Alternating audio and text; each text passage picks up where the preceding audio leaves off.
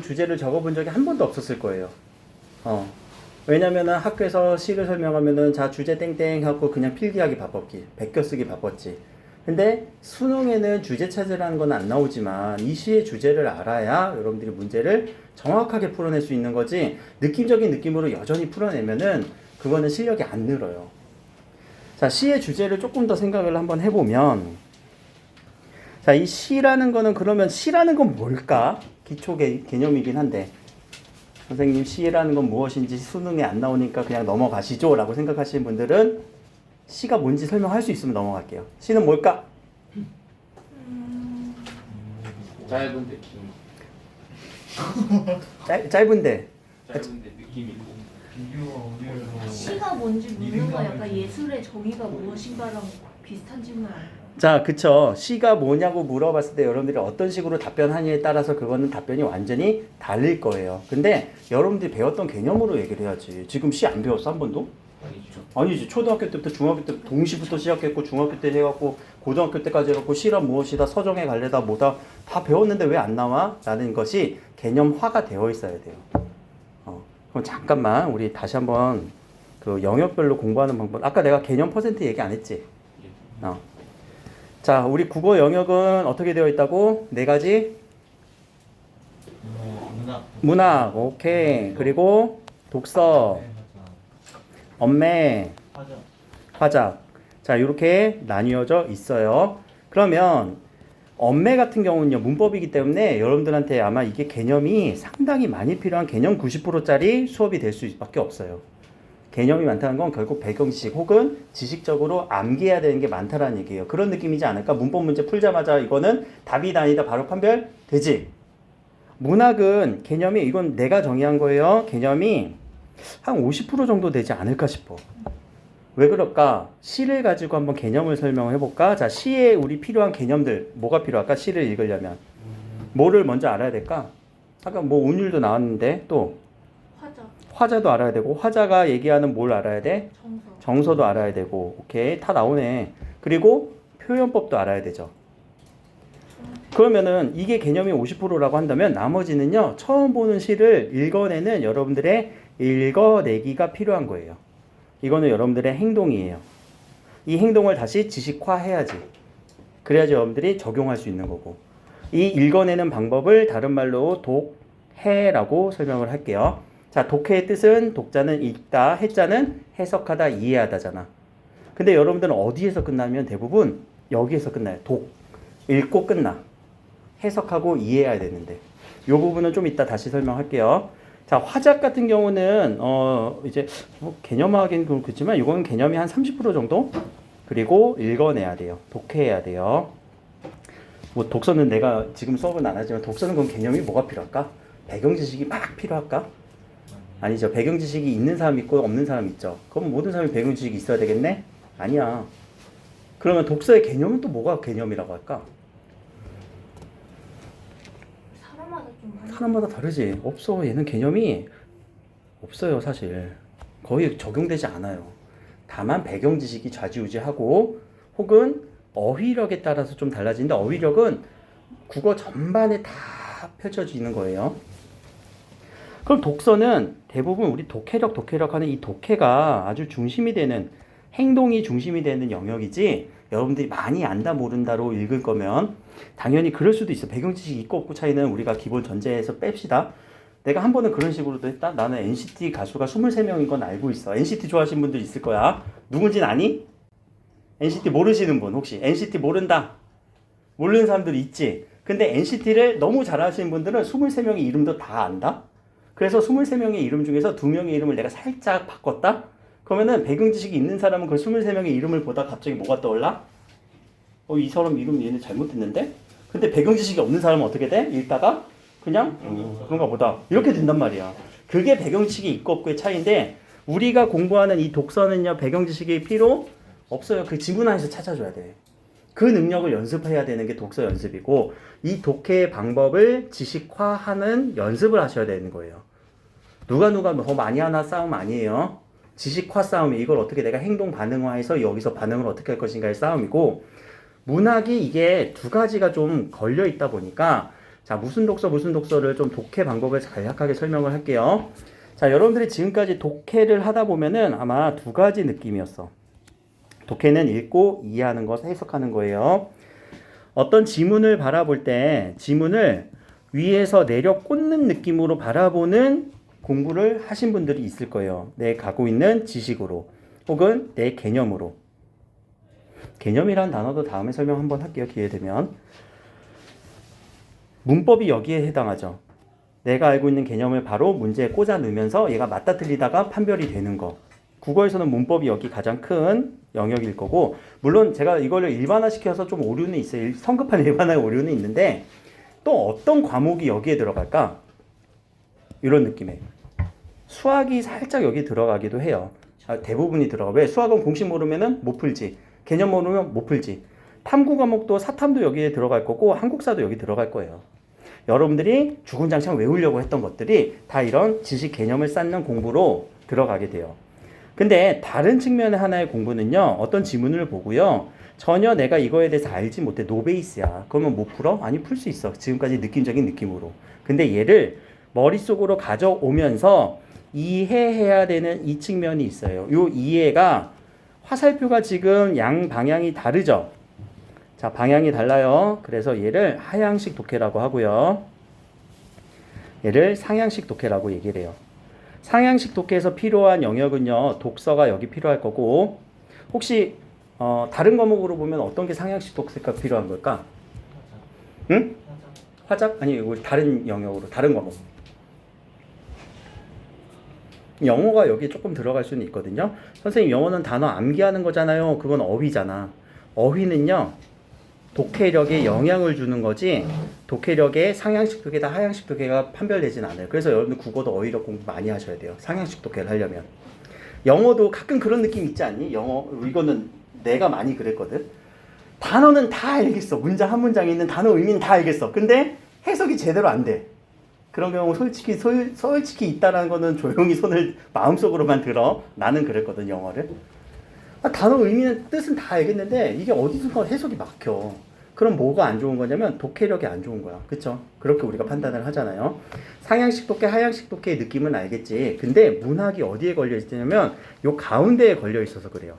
문학은 개념적으로도 읽어야 되는 측면이 있고, 문제 보면 또 상향식 독해로 읽어내야 되는 측면이 있는 거예요. 이 두 가지가 적절하게 균형을 갖춰서 공부를 해야 되는데, 대부분의 우리는 어떻게 공부를 했냐? 이게 익숙해서 이렇게 공부를 해요. 문학 공부도 이렇게 해요. 시어의 의미 밑에 필기한 다음에 이거 외우지. 그쵸? 그래서 주제 얘기해보라고 하면은 이거는 읽어내는 건데, 이 주제를 얘기하지 못한 채 그냥 다른 얘기하고 있는 거죠. 그러면 자, 이해라고 하는 거는 조금만 더 얘기할게요. 자, 이해라고 하는 거는 아주 심오한 이해를 하라는 게 아니라, 제가 이해를 저의 나름대로 정리를 하면 나의 언어로 요약하고 정리하고 파악하는 거예요. 누구의 언어로요? 나의 언어로요. 자기 언어화하는 거예요.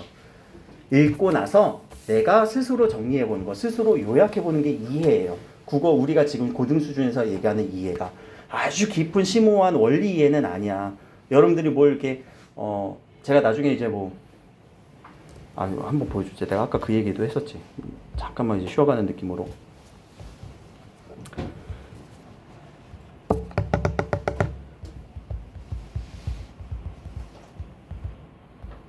제가 저쪽 반 친구들한테는 많이 보여줬는데 여러분들은 이제 기회가 없다 보니까.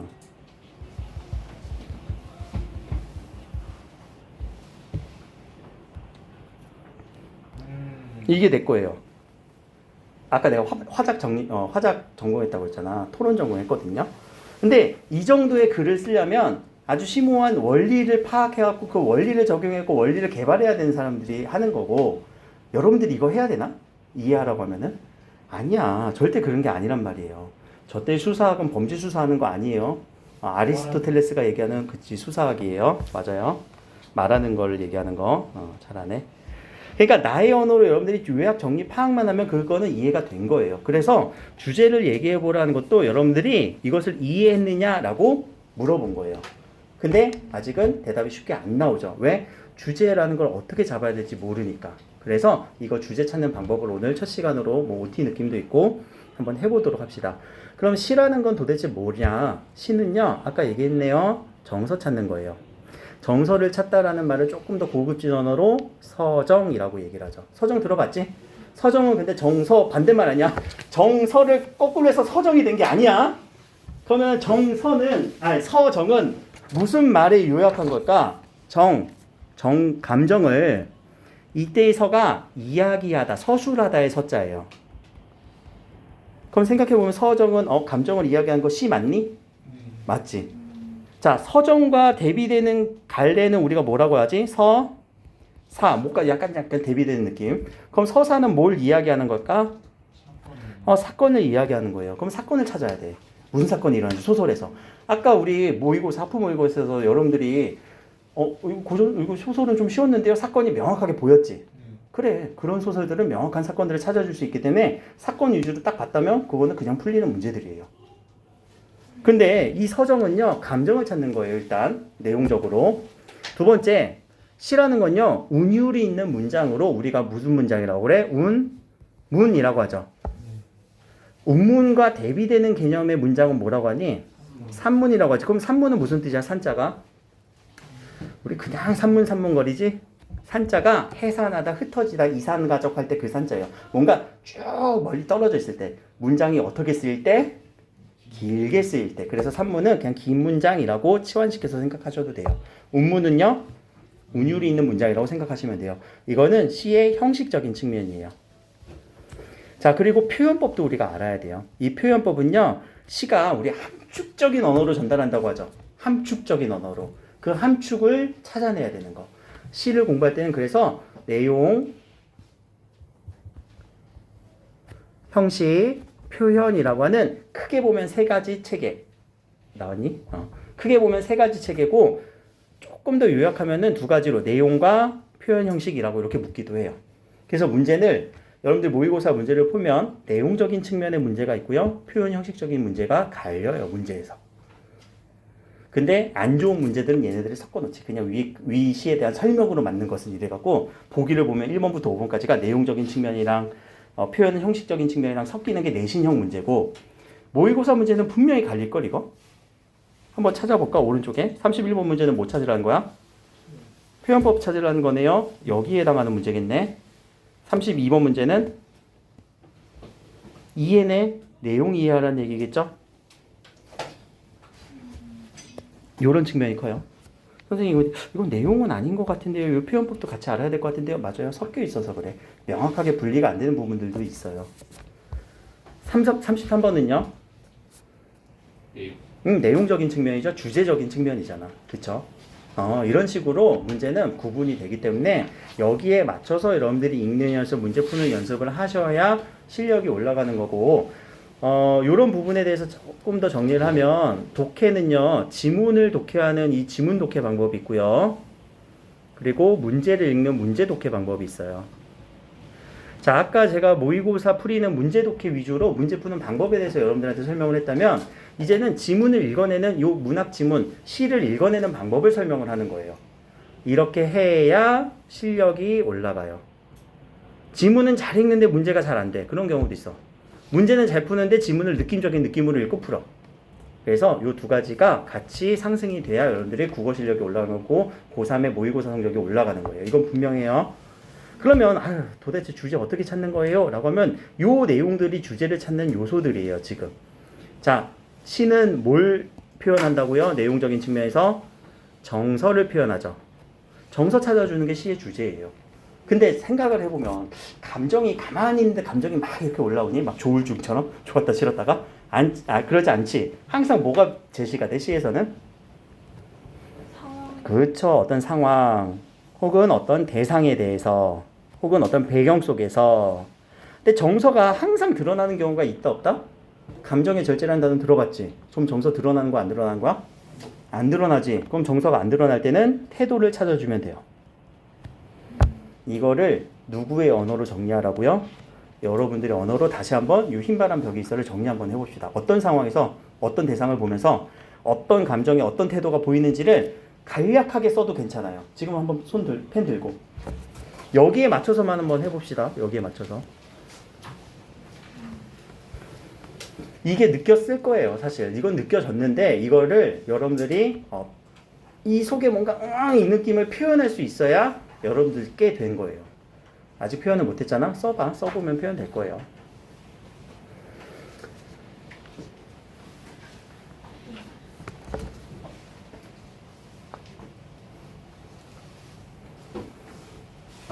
선생님 배경 잘 못 찾겠고 상황 못 찾겠고 대상 못 찾겠는데요. 그냥 시에서 드러난 그거를 읽어주면 되지. 혹시 뭐 상황으로 정리해도 돼요? 어떤 상황인 것 같아? 이게 이제 약간의 배경 지식을 하면은 아니야 배경 지식 없이. 배경 지식 없이 그 이 시 안에서만. 아 저녁에 그렇지. 대상은 어떤 대상? 그 흰벽을 보면서 그게 상황이잖아. 어떤 정서를 느꼈어요? 쓸쓸함을 느꼈네. 그럼 쓸쓸한 정서가 끝까지 유지가 되나? 아니요. 마지막엔 어떻게 바뀌어? 극복 위주로 약간의 극복하는 부분이 어디서 나왔니? 가난하고 외롭고 높고 쓸쓸한 언제나 사랑과 슬픔 속에서 만드신 것이다. 누가 하듯이 나도 저 사람들을 따라서 하겠다. 극복하겠다. 혹은 고고함을 잃지 않겠다. 이런 식으로 얘기를 하죠. 그러면은 태도는 뭐 극복이라고 여러분들이 얘기를 할 거고 정서는 쓸쓸함이었을 거예요. 어떤 상황 속에서? 흰 바람 벽을 보면서 혹은 자신을 성찰하면서 라고 얘기를 해도 되지. 쓸쓸함을 느꼈고 극복 의지를 가지고 있다 라고 간략하게만 정리를 하셔도 이게 시의 주제가 되는지 안 되는지는 맞을까 안 맞을까? 맞을 것 같아? 찾아봐야지 그러면.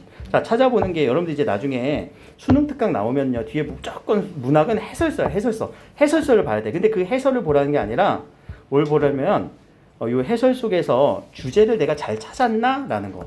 근데 지금은 뭐 주제를 제가 저의 언어로 바꾸는 게 아니라 여기서 아주 잘 정제된 언어로 좀 보면 뭐 누구 걸 한번 볼까? 뭐 아무거나 한번 봅시다. 누가 정리가 되어 있을까? 이 선생님 거 한번 볼까? 그냥 찾아보세요. 그랬을 때, 자, 여기서 정리된 주제랑 여러분들이 지금 표현한 주제랑 글이 완벽하게 똑같을까? 아니죠. 근데 아까 내가 뭐라고 얘기했어요? 어떤 대상을 볼 때 이렇게도 표현할 수 있고 저렇게도 표현할 수 있다라고 얘기를 했죠. 그 느낌을 한번 볼게요. 여기서의 주제는 고단한 삶 속에서 고결함을 잃지 않은 삶의 자세라고. 와, 되게 멋있게 썼네. 근데 우리는 이렇게까지 표현할 필요가 있나 없나? 없죠. 근데 우리가 찾았던 걸 생각을 해봅시다. 아까 어떤 정서가 찾아졌다고? 쓸쓸함. 그러면 여기서 쓸쓸함으로 읽을 수 있는 부분은 어느 부분일까? 고단한 삶 속에서도가 쓸쓸한 느낌이 들지. 극복 의지는 어떻게 읽을 수 있을까? 고결함을 잃지 않으려는 자세. 근데 우리는 하나 딱 틀렸네. 여기서는 하나 빠졌네. 뭐가 빠졌지? 흰 바람벽을 보면서 라는 상황이 빠졌죠. 우리가 주제를 더 잘 찾은 거예요. 그리고 여러분들이 찾은 주제가 이런 식으로 잘 정리된 내용이랑 매치가 되는지만 보세요. 대응이 되는지만. 그러면 여러분들이 주제를 잘 찾아낸 거예요. 이게 주제 찾는 공식이에요. 상황과 배경 속에서 느껴지는 화자의 정서 태도를 정리할 것. 근데 이게 해설서에는 잘 나와 있는데 그리고 이렇게 교재라던가 뭐 문제집이라던가 이런 데 주제를 그냥 주제를 찾을 때 이 시 같은 경우는 정서 찾는 거라고 얘기를 했잖아요. 이 정서를 너무 어려운 단어로 표현을 하면은 우리의 언어가 아니잖아, 그거는. 여러분들이 이렇게 고차원적인 언어를 쓸 수도 있지만 저 같은 경우는 쉬운 언어 쓰는 거 되게 좋아하거든요. 정서는 딱 두 가지다. 어떻게 보면 뭐 세 가지일 수도 있지만 두 가지. 어떤 정서일까? 슬픔 또 기쁨. 그래. 그런 느낌이죠. 나는 그냥 좋다 싫다야. 좋다 싫다. 좋은 정서도 있고 싫은 정서도 있겠지. 그게 조금 더 고차원적으로 올라가면 긍정의 정서, 부정의 정서 이런 식으로 얘기를 하죠. 얘를 조금 더 세분화 시켜볼까? 낙천적이에요. 낙관하고 있어요. 극복 의지가 있어요. 혹은 희망이 있어요. 근데 부정을 조금 더 우리 세부적으로 나눠볼까? 절망적이에요. 체념적이에요. 단념적이에요. 비판하고 있어요. 그런 감정이에요. 그런 감정이니까 우리는 그럼 아주 세부적인 그런 감정들을 찾는 게 우리의 목표가 아니라 이 사람이 지금 좋은지 싫은지 정도만 찾아주는 게 우리가 주제 찾는 요령인 거예요. 그렇게 해서 찾아낼 수 있는 주제 찾을 수 있겠지? 할 수 있을까? 할 수 있어요. 이 정도 연습하면 돼요. 이거를 연습하는 거예요. 시를 보면서. 시를 외우는 게 아니지? 시를 외우는 게 아니라 처음 보는 시에서 주제를 찾는 거. 그럼 주제를 어떻게 찾아야 될까? 이 정서를 어떻게 찾아야 될까라는 부분을 오늘 이제 또 메인으로 설명을 할 건데 분명히 이 시를 읽었는데 선생님 저는 이 정서가 아까 쓸쓸함이 느껴졌어요 라고 설명을 했잖아요. 여러분들이 쓸쓸함은 왜 느껴졌을까? 라고 분석적으로 좀 들어갑시다. 제가 요 표시하는 요 부분에서 쓸쓸함을 나타내주는 부분이 왜 쓸쓸함을 느꼈는지 여러분들 한번 찾아보세요. 분명히 이거 쓸쓸함을 찾는 건 맞았거든. 왜 우리가 이걸 쓸쓸함을 느꼈을까? 쓸쓸하다고 나와 있어. 그래 또. 좁아. 또 지쳤네. 희미하네. 낡았고 어둡고 외로워. 자, 이런 느낌들이 종합이 되니까 어떤 방향으로 흐르고 있어? 부정적인 방향으로 흘러가고 있죠. 그러니까 쓸쓸하다라고 아주 직접적으로 표현된 부분도 있고, 화자의 감정이 직접적으로 표현된 건 당연히 체크해줘야 되겠죠. 그러면서 전반적인 그 배경이 되게 부정적인 방향으로 흘러가고 있기 때문에 우리가 느낌적인 느낌으로 좀 이런 느낌이 드네, 쓸쓸한 느낌이 드네 라고 여러분들이 직관적으로 느꼈던 거예요. 근데 그 직관을 우리는 문제를 풀어내는 방법으로 지식화해야 된다는 거지. 개념화해서 이런 식으로 정서를 찾아낼 수 있겠구나 라는 거.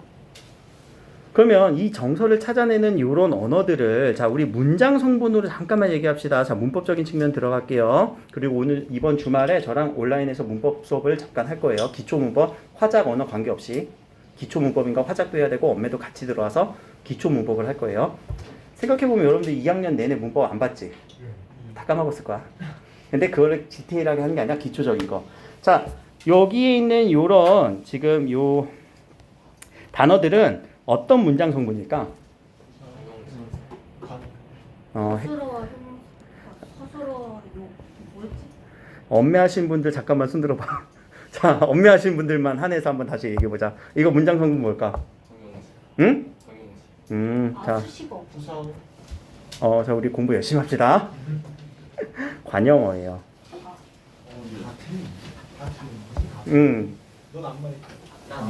자, 아까 사로 끝났잖아. 무슨 사 이렇게 얘기하신 분들도 있는데 이거는 개념이 아직 안 잡힌 거야. 괜찮아? 알겠지? 사는 품사 기준으로 얘기한 거고 관용어는 문장 기준으로 얘기하는 거예요. 뒤에 기준이 다른데 그것도 설명해 드릴게요.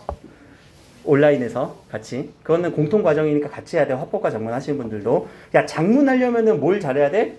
문법적 지식이 있어야지 잘 써요. 잘 찾아내요. 같이 하셔야 돼요. 자, 이게 관용어인데 관용어는 또 이거 설명하면 관용어는 뭘 수식해줘? 네, 명사 체현 수식하는 거. 그쵸? 그런 느낌은 보이지? 이제 보이니까? 하나만 더 해봅시다. 얘는 뭐지? 헤매인다? 오케이, 서술어네요. 헤매이는 느낌은 그러면 좋은 느낌이야? 안 좋은 느낌이야? 오케이, 이런 서술어, 관용어, 이런 이런 문장 성분을 보면서 이 시의 전반적인 배경, 주제, 정서들을 우리는 캐치할 수 있어야 돼요. 와, 이걸 이렇게 분석을 하네. 그게 여러분들이 하실 일이에요, 이제. 자, 근데 이 서술어에 들어가는 품사는 누가 있냐면 동사와 형용사예요. 동사와 형용사가 서술어 자리에 쓰일 수 있어요. 서술격조사 이다와 함께. 근데 가끔 이 서술어가 관용어 자리에 쓰이는 경우도 있는 거 알아? 잠깐만 볼까? 자, 여기 희미한이라고 하는 이 관용어 자리에 희미한의 기본형은 누구니? 희미하다. 낡은의 기본형은 누구니? 낡다. 다 동사 형용사지? 외로운의 기본형은 뭐니? 외롭다. 오케이. 그래서 서술어가 서술에 쓰이는 동사 형용사가 관용어 자리에 쓰인다는 거는 이해가 돼요? 요거 문법적으로 또 얘기하면은 뭐가 활용되면서? 어미 활용되면서. 문법 얘기하면 아주 신나갖고 내가 얘기를 하거든. 그러니까 나중에 엄매하신 분은 기대하세요. 서술어 자리에 쓰이는 동사 형용사가 관형사형 전사어미 혹은 부사형 전사어미, 명사형 전사어미를 통해서 쓰임이 달라져요. 그래서 관형어 찾고 서술어 찾고 부사어 찾아주면은 여러분들은 이 시의 정서를 찾을 수 있을 거예요. 자, 정서 찾는 방법까지 이해됐지? 여러분들이 이제 행동으로 나타내야 돼. 정서를 어떻게 찾아야 돼? 주제까지 어떻게 찾아야 될까? 내용적인 측면은 그래서 일단 주제 찾는 방법, 이 시를 어떻게 읽어낼 것인가. 쓸쓸하구나. 근데 마지막은 조금 어렵긴 해요. 이거를 극복 의지라고 볼 수 있는 부분이 여러분들의 배경 지식으로는 안 읽히는 부분들은 있어. 이 흰바람 벽이 있어는. 왜냐면 여러분들 요 프란시스 잼이라는 사람 알아? 도연명이라는 사람 모르잖아. 라이넬 마이리아 밀케라는 사람도 모르잖아. 그치? 이런 모르는 사람들이 나타날 때는 내신이었으면 이 사람들이 누군지 다 공부하라고 하거든요. 모의고사에서 어떻게 공부해? 그럴 때는 요 보기를 잠깐 이용해도 괜찮다라는 거. 알겠죠? 보기는 나중에 설명할 부분이고요. 다시 돌아와서 이런 정서들을 찾아갖고 이 시에 대해서 이런 독해가 이루어지면 나의 언어로 정리하는 것이 이 시의 주제를 찾는 것이다 라고 정리가 됐죠. 그 정도 얘기를 했네요. 그러면 하나만 더. 요 흰바람 벽, 제목에서도 흰바람 벽이라고 하는데 이 흰바람 벽을 보통 뭐라고 얘기를 하면 여기 의고 있구나. 의고 윤동주의 자화상에서 우물을 뭐라고 표현하니 보통? 우물 밑에 밑줄 치고 의고 기준으로 자화상찰의 매개체. 그냥 우리 밑줄 치고 자화상찰의 매개체라고 경민고도 했구나 1학년 때. 매개체라고 이렇게 그냥 단순하게 필기만 하고 자화상찰의 매개체, 자화상찰의 매개체를 외우는데 얘가 왜 자화상찰의 매개체였어 우물이? 문제를 보고서 그런 생각을. 그러면은 자 매개체라는 단어의 의미는 서로 연결시켜주는 물체지. 자아성찰로 연결시켜주는 물체였죠. 흰 바람벽도 그러면 자아성찰의 매개체라고 얘기할 수 있겠을까? 네. 그치. 자기를 성찰하고 있지 않니? 나에 대해서 한번 살펴보고 흰 바람벽을 보면서 우리 가족들이 생각나기도 하고 나의 지금 상황도 생각나기도 하고. 그래서 아니면 뭐 회상의 매개체라고도 얘기를 해도 되겠죠. 그러니까 이건 밑줄 치고 우리가 파악하는 게 아니라 이런 시어의 의미, 기능까지도 파악하는 부분이 있어야 돼요. 주제도 찾아야 되지만 각각의 중요한 시어들이 갖는 시어의 의미와 기능을 찾아주셔야 된다라는 거. 이게 여러분들이 필요한 문학적 개념이고요. 이걸 가지고 시를 읽어내는 거예요.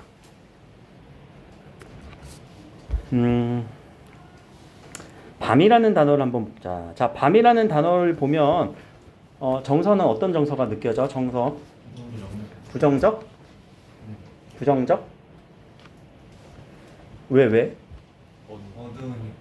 어두운 밤? 근데 이게 시에서 수식하는 거에 따라서 그래요. 평화로운 밤 하면 어때? 그래. 앞에서 얘가 중요하다라고 앞에서 설명했죠. 앞에서 이 관용어 자리 수식하는 관계. 그냥 밤이라고 하는 명사는요. 의미가 없어요. 서술해줘야 돼. 항상 누군가가. 서술어 자리에서 얘를 서술해줘야지 얘가 의미가 생기지. 어두운이랑 평화로운 완전히 느낌이 다르잖아. 그러니까 항상 여러분들이 이 밤이라는 단어가 밤이 싫어 이런 식으로 우리가 어떤 시에서 읽었으니까 그 느낌을 가지고 밤은 되게 부정적이야 라고 생각을 하잖아. 그거를 지양하셔야 돼요. 이런 명사는요 큰 의미가 없어요. 이 시에서는 서술어가 의미를 가져요. 근데 선생님 요 밤도요 뭔가 서술어랑 매치가 안 되는 경우도 있어요 라고 할 때 발생하는 게 역설이거든요. 그건 나중에 표현법 할 때 뭔가 모순이 일어나면. 환한 밤 하면 어떻게 돼? 뭔가 느낌이 좀 이상하잖아. 밤은 어두운데 환하다라고 하니까. 그러니까 거기서 이제 아이러니가 발생하면서 이게 역설법이냐 아니냐는 표현법으로 찾아줘야 되는 거고, 그냥 이 자체로는 그냥 시 안에서는 밤이야, 나이트야, 나이트. 어두운 게 아니라 그게 평화로우면 좋은 거고, 기쁨의 밤이면 좋은 거고, 슬픔의 밤이면 슬픈 거고, 어두운 밤이면 슬픈 거고, 부정적인 거고. 그런 식으로 여러분들이 이제 시어를 분리해서 이 시어에 대해서 관점을 잡아줘야 되지, 그냥 쭉 읽고 외우듯이 공부하는 거는 문학에서 지양해야 되는 태도라는 거 알겠죠? 설마 지양 설명해야 되니? 야, 지향은 향하는 거야. 왜 향해야 돼? 좋으니까. 지양은 사양해야 돼요. 거절해야 돼요. 왜? 싫으니까. 알겠지? 아니, 지양과 지향도 이런 식으로 들으니까 또 색다르잖아. 그냥 당연히 지양 무슨 의미인지는 알겠지만 계속 어휘도 건드려주고 있는 거고요. 봅시다. 요 정도까지 시를 읽어내는 연습을 여러분들 계속 하셔야 된다는 얘기예요. 그래서 일단은 현대시만 저희 다음 주에 오실 때까지 어디까지 하냐면 뒤에 지금 1-6을 우리가 같이 했었잖아요. 1-6. 뒤에 가면 이제 2번 파트에 그 현대시가 있을 거예요. 넘버링을 하시고 나서 보면은 2-8인가 어디 있었는데 2-7, 2-8 2-7, 2-8까지 문제를 풀어오시고요. 오늘 했던 요 흰바람 벽이 있어요. 옆에 문제랑 여기 문제를 풀어오세요. 알겠죠? 그러고 나서 뒤에 있는 현대시들을 먼저 주제를 좀 먼저 찾아보셔도 괜찮을 것 같아요. 스스로가 주제를 한번 찾아보시고 잘 안 잡히는 부분들은 같이 정리하면서 또 나가보도록 할게요. 지금은 작품을 막 설명하는 게 아니라 어떻게 한다고요? 읽어내는 방법, 찾아내는 방법 연습하는 거예요. 응? 흰바람 벽이 있어랑요. 요 2-8 부분 있죠? 요 2-8 부분을 여러분들이 풀어오세요. 1-6하고 2-8. 네, 1-6과 2-8에 있는 현대시 부분만 주제도 찾아야 돼요. 화자, 정서, 태도 다 찾아야 돼요. 주제도 요약하셔야 돼. 알겠지? 그리고 문제도 풀어오세요. 그러면서 지문 독해도 같이 해야 되고 문제 독해도 하셔야 돼요.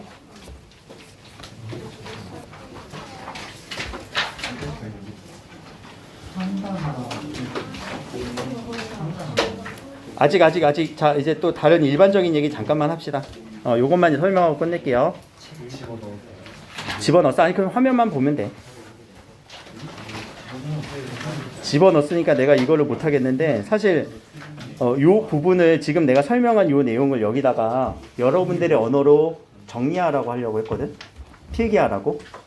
필기하면서 들었니, 혹시? 필기하면서 들으신 분이 그냥 보고 베끼는 게 아니라, 뭐 하라고 자신의 언어로 다시 한번 요약해 보세요. 요 부분에다가. 제가 설명한 게 뭘 설명했지? 실은 내용과 형식, 주제 어떻게 찾아야 되는지, 그리고 주제를 찾을 때 관용어, 서술어, 부사어가 중요하다라는 거. 이런 부분들을 자신의 언어로 요 부분에다가 그냥 간략하게 요약만 한번 해보세요. 우리가 이거 기초 개념을 다시 할 수는 없고 지금 고3이잖아. 그러니까 이런 부분들을 제가 건드려주면서 시 독해하는 방법, 또 소설 읽어내는 방법 연습할 거니까 이거를 자신의 언어로 정리하는 거예요. 지금 선생님 뭐라 했는지 하나도 기억이 안 납니다. 그럴 수도 있지. 근데 그럴 때는 다시 한번 와서 정리 한번 하시고 저한테 질문하셔도 되고요. 한번 요약해 보세요. 여기다가 시를 읽을 때 그럼 어떻게 해야 되지? 흰바람 벽이 있어 주제 쓰라는 게 아니지. 읽을 때 주제를 어떻게 찾을 것이냐, 그리고 주제를 찾는 방법, 정서를 찾는 방법은 어떻게 찾을 것이냐를 자신의 언어로 정리하면 그게 뭐가 된 거라고요? 이해된 거예요. 고등학교 수준에서.